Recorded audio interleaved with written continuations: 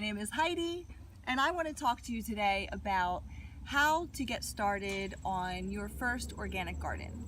Don and I have had a lot of questions from family and friends asking where to even begin. It can seem quite overwhelming starting your own garden, especially if you don't have any experience. But I want to encourage you today because this is our first year taking on anything like this. We dabbled in a little hydroponics here and there, but this beautiful garden that you see behind me is the result of all of the learning that I would like to share with you today. So let's talk about the first 4 steps that we took to begin. And I just want to, as a side note, let you know that gardening is an art, and the way that each of us goes about it is going to be different from one person to the next. What we find worked for us may not work for you, and so take what we say with a grain of salt and make your experience uniquely your own. So our suggestion and what we did was, first and foremost, you want to make sure that you have an area in your yard that has full sun exposure. The types of vegetables and fruits that we grow in our area, which we're in southern New Jersey, require full sun. In fact, most fruits and vegetables require full sun. So if you have an area, great. If you don't, can you make one? Are you able to trim some tree branches or remove some growth in order to provide yourself with that area? So again, step 1 is ground. Also, when considering where to put your garden, you may want to think about how well the soil is. Do you have a lot of sand? Is there a lot of clay in your area? Because that's going to determine whether you want to create a raised bed or whether you want to till the ground. In another video, we will discuss the differences, the pros and cons between creating raised beds and the pros and cons of tilling the ground. So those are things that you want to think about.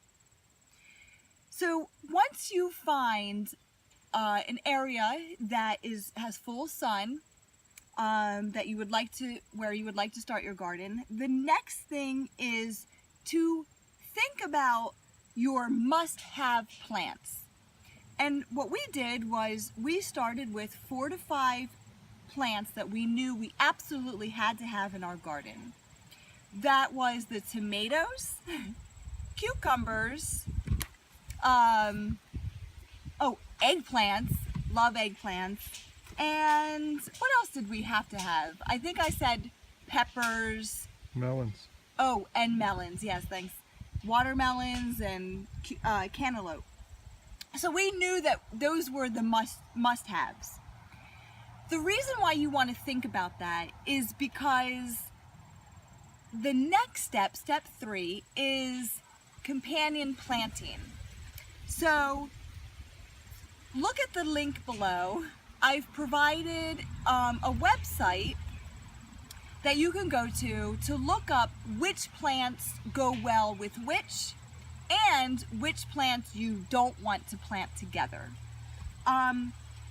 So for instance, when we were thinking about how we want to design our plants, we looked up this website for companion planting and found that the peppers need to be far away from the watermelons. Otherwise, the watermelons would take on the taste of the peppers. Another example is with the tomatoes, marigolds are pretty much a must-have with tomato plants. So in designing our garden, we made sure that we planted lots of marigolds. Oh, and basil is also a great companion plant for tomatoes. So those were incorporated into the garden in order to support the taste and the nutrition of our tomato plants. So once you know what your top 4 or 5 plants are, and you know which ones go together and which ones need to stay apart, then you can proceed to the 4th step. So step number 4 is designing your garden. I have an example here of how we designed our garden. Of course, the first thing in designing is actually taking measurements of your land and how big of an area you have to work with. We have quite a large area, and so what we did was, considering the plants that we want to incorporate and whether they go together or not, we designed this layout that shows, okay, so here's a raised box, here's a raised box, here's one, a raised bed, I should say. And we labeled, okay, well, we want a lot of eggplants. Knowing also how much space is needed in between each plant is pretty essential for planting. The eggplants, for instance, need probably 3 to 4 feet between each one because they grow pretty big. So in our raised bed, we were able to get 4 eggplants along the one edge of the bed. And we knew that onions and leeks are great companion plants for eggplants. So in front of the eggplants, we have onions and leeks. So this is just an example. We put turnip and parsnip together. We put our peppers, onions, and radishes together because they are great companion plants. Strawberries, thyme, and borage all go really well together. So once you incorporate your 4 to 5 must-have plants in your garden, then if you have the space, then you can start thinking about incorporating more vegetables into your garden. And of course, when you do that, you want to take into account which plants belong together, which support one another, and which plants really inhibit one another's health, nutritional growth. See, plants, just to add a little something, plants give nutrients to the earth and they take nutrients. So if you have plants, one plant that takes a lot of nitrogen and this plant needs nitrogen, they're not going to work well together. So, honey, do you have anything to add to those 4 steps that I mentioned? Nope.